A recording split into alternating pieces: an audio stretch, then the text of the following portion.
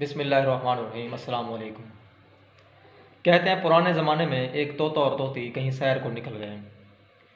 बहुत तवील सफ़र करने के बाद मगरिब हो गई, उनके वापस आने का टाइम न बचा, तो उन्होंने सोचा कि यहीं कहीं नज़दीक किसी दरख्त पर बसेरा कर लेते हैं, सुबह हम घर चले जाएंगे सुकून के साथ।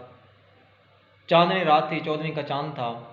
वो एक दरख्त पर जाकर बैठ गए और इधर उधर गौर मुशाहिदा करने के बाद उन्होंने नीचे देखा तो खंडरात पड़े थे, नीचे पुराने मकानात गिरे पड़े थे और वहाँ रहने वाला कोई बंदा नहीं था। पूरी बस्ती की बस्ती जो है उजड़ी पड़ी थी। तो तोती ने तोते से कहा, देखो देखो इधर, ये जो मकानात गिरे पड़े हैं ना, ये किसी उल्लू की नहूसत होगी। ये उल्लू की वजह से ये सारे मकानात गिर गए हैं, नहूसत पड़ गई है, जिस वजह से यहाँ पर अब कोई रह भी नहीं सकता। नज़दीक ही एक उल्लू बैठा था, वो उनकी बातें सुन रहा था। उस उल्लू ने उनको सबक सिखाने के लिए ठान ली। जैसे ही सुबह हुई, तोता और तोती तैयारी करने लगे वापस निकलने की, तो उल्लू उनके पास पहुंच गया और कहा कि आप बहुत दूर के मुसाफिर लगते हैं, एक दिन मेरे पास रह लें या कम अज़ कम मेरे पास नाश्ता करके फिर जाना। उन्होंने कहा, नहीं, हमें बहुत जल्दी है। आखिरकार उल्लू के इसरार पर तोता और तोती नाश्ता करने के लिए तैयार हो गए, उसके पास चले गए।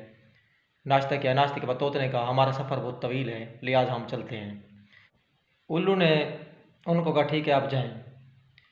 तोते ने तोती को इशारे किया, क्या वो चलते हैं। जब तोता जाने लगा तो उल्लू ने तोती को पकड़ लिया। उसने कहा, इसको किधर लेकर जा रहे हो। उसने कहा, ये तो मेरी बीवी है। उल्लू ने कहा।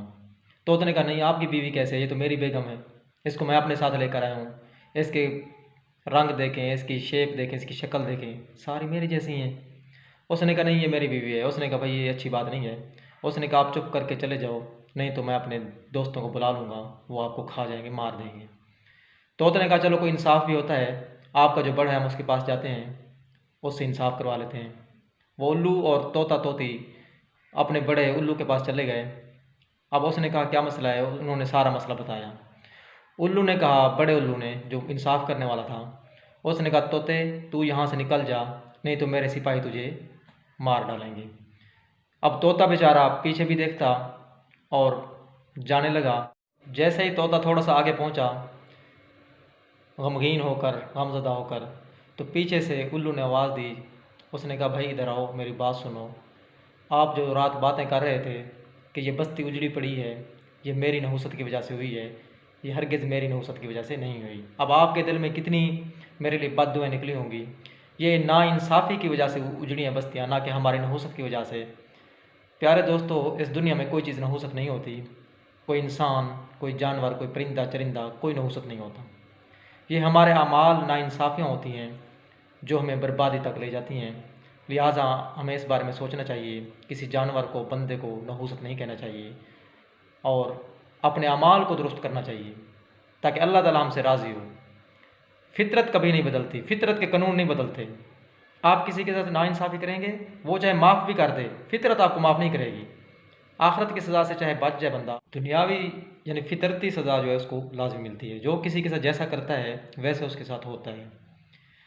अब तरफदारी और नाइंसाफ़ी की वजह से सब कुछ होते हैं। अब छोटे उल्लू ने बड़े उल्लू के पास सिर्फ इसलिए मुकदमा रखा कि वो उसकी तरफदारी करेगा, और उसने भी उसकी तरफदारी कर ली कि ये मेरी कौम का है, मेरे कबीले का है।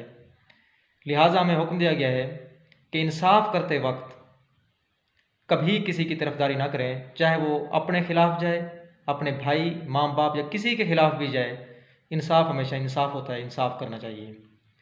तो वीडियो शेयर करने का मतलब ये था कि हम भी थोड़ा सा देखें, क्योंकि हमारे जो मामलात होते हैं बड़े इंसाफ अदालतों में होते हैं, लेकिन घर में भी छोटे छोटे मामलात होते हैं जिनमें बाज़ औक़ात बंदे को सोचना पड़ता है कि मैं इसमें इंसाफ कर रहा हूँ, नाइंसाफ़ी तो नहीं हो रही कहीं।